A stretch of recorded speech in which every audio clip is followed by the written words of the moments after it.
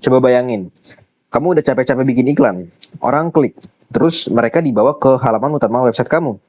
Mereka bingung mau ngapain, scroll sana sini, akhirnya keluar tanpa ninggalin kontak apapun. Ini masalah yang sering banget kejadian, dan solusinya ada di satu hal yang namanya landing page. Di episode sebelumnya, kita udah bahas kenapa bisnis harus gampang ditemukan di Google. Nah, sekarang setelah orang nemuin bisnis kamu, pertanyaannya, kemana mereka diarahkan? Di episode ini kita bahas landing page, apa itu bedanya sama website biasa, dan kenapa dia bisa jadi senjata buat dapetin leads lebih banyak. Jadi, landing page itu simpelnya halaman khusus yang dibuat satu tujuannya. Bukan buat pamer semua produk, bukan buat tunjukin profil perusahaan lengkap dari A sampai Z, tapi buat ngarahin orang ke satu aksi spesifik. Contohnya gini, kamu jualan properti, kamu bikin iklan tentang promo DP ringan. Kalau orang klik, iklan itu terus dibawa ke halaman utama website yang isinya listing semua unit ya, semua lokasi, semua tipe. Itu bikin bingung. Mereka jadi nggak tahu harus ngapain gitu. Beda kalau kamu bikin landing page khusus buat promo itu.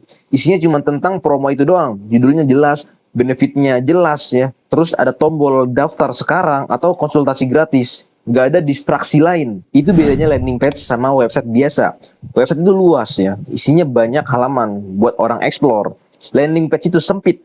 Fokus satu tujuan doang. Sekarang, kenapa ini penting buat leads? Oke, yang pertama, karena fokus. Semakin dikit pilihan yang dikasih ke orang, semakin gampang mereka ambil keputusan. Kalau di satu halaman ada 10 link yang bisa diklik, orang malah pusing dan akhirnya nggak ngapa-ngapain.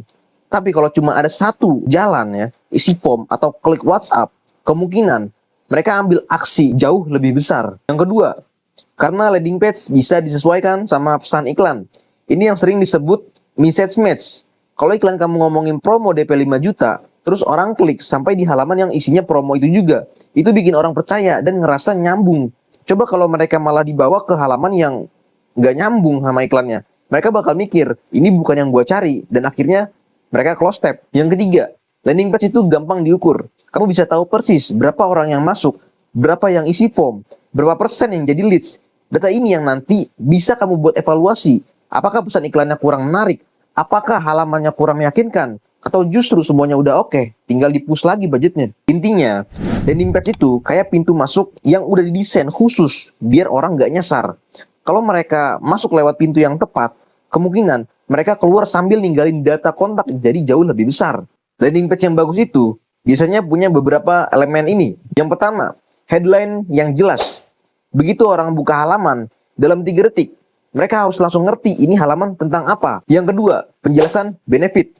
Bukan cuma fitur. Orang nggak peduli spesifikasi teknis doang ya. Mereka mau tahu ini bakal manfaat apa buat gua. Yang ketiga itu social proof.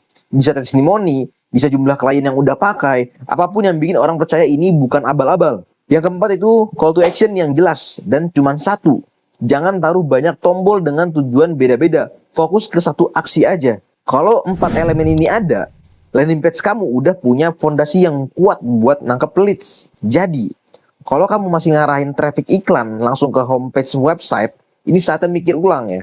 Bikin landing page khusus buat tiap campaign ya, biar orang yang datang itu nggak nyasar dan lebih besar kemungkinan mereka jadi leads. Kalau kamu punya pertanyaan atau mau tahu contoh landing page yang pernah aku bikin buat klien, tulis di kolom komentar. Di episode selanjutnya, kita bakal bahas soal digital marketing. Kenapa itu bukan cuma soal posting konten doang. Jangan lupa subscribe biar nggak ketinggalan. Sampai ketemu di episode berikutnya.